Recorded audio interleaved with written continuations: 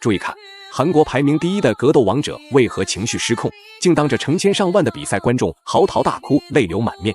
原来是中国 KO 男神唐凯下手太过残暴，刚刚登上擂台就将韩国排名第一的格斗拳王打成一滩烂泥，站都站不起来。屏幕开头鬼哭狼嚎的家伙可不是别人，他就是纵横韩国拳坛数十年的不败格斗战神金财雄。金财雄16岁开始征战职业擂台，越战越勇，难逢敌手。更是在23岁那一年，金财雄成功拿到世界排名第一的格斗冠军金腰带。而且目前的金财雄还保持着35战全胜的不败战绩。金财雄的实力可谓是登峰造极，拥有上千万的粉丝基数，不少韩国拳迷粉丝将金财雄认定为大韩格斗王朝第一战神称号。而当他得知自己的对手是一位连胜的中国小伙唐凯之后，金财雄却认为凭借自己超强的实力已经横扫了世界擂台，唐凯这位冉冉升起的中国选手只是一只病猫，还放下豪言壮语，自己会亲手将唐凯打成残废，然后塞进自己提前准备好的救护车。然而面对金财雄的嚣张挑衅，唐凯却没有丝毫畏惧，当即霸气回怼：我一定会让他后悔说出那些话，你现在笑，到时候我会让你哭。尤其是当两位选手面对面坐在一起的时候，两位格斗高手的对话更是充满了浓浓的火药味，仿佛下一秒两位选手就会立刻开干。唐凯，不是我小瞧你，而是你的拳法实在太弱了，就像一个娘们儿一样。我劝你还是早点认输，不要自讨苦吃。有没有种，我们只打战力，看谁他妈战力牛逼，说那么多没屌用，进去干你就对了。要知道，出生于农民家庭的唐凯吃过苦，拼过命，为了更好的生活，才终于有一天站在世界擂台。金财雄今天哪怕将嘴皮子磨破，都依旧难逃被打废的命运。好了，废话不多说，让我们看看两位选手今晚的表现究竟如何。随着裁判一声令下，比赛正式开始。红黑短裤就是中国选手唐凯，黑色短裤就是韩国选手金财雄。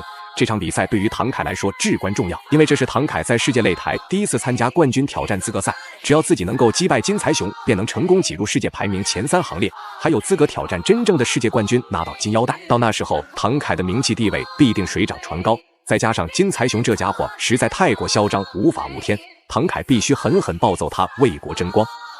回国呀，一直在那个新加坡、泰国备战，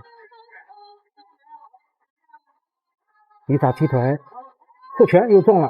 唐凯感觉是注意力更集中了，然后状态更好一点，换拳了，又前手平勾打中。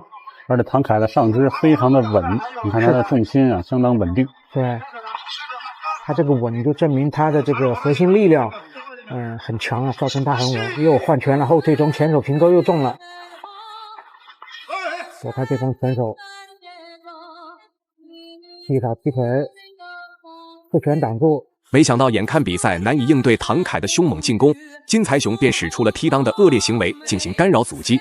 不过好在唐凯的意志力相当顽强，简单的调整过后便重新投入到比赛中。不过金财雄的恶劣行为也激起了众怒，尤其是唐凯本人更是发誓要让金财雄走着进来爬着出去。你看前手平勾很有威胁，唐凯躲开了。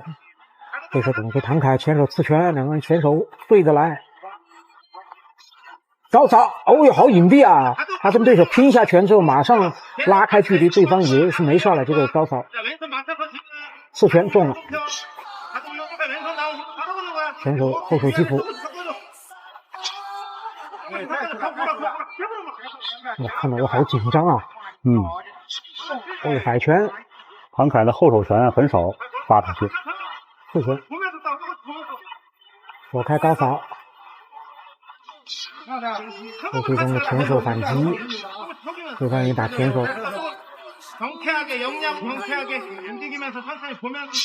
红两，有了，看了，有看了，锤击看了，哇，恭喜唐凯！人人都以为赛前唐凯的发言只是对自己加油打气而已，没想到唐凯真的做到了要让金财雄在擂台上睡觉。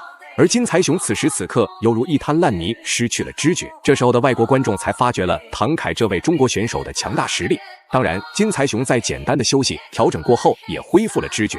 如果不是裁判保护的比较及时，说不定唐凯真的会痛下狠手，将其打成重伤送去抢救。拿到冠军挑战权，他有望去挑战这个级别的冠军。带这个里面的摄影师相关的工作人员都出去之后，把门关上之后，比赛才会正式的开始。同时呢，裁判会注意一举拿下了伊朗队，很不容易。擂台打得好不好？3个字，纯爷们儿。这场比赛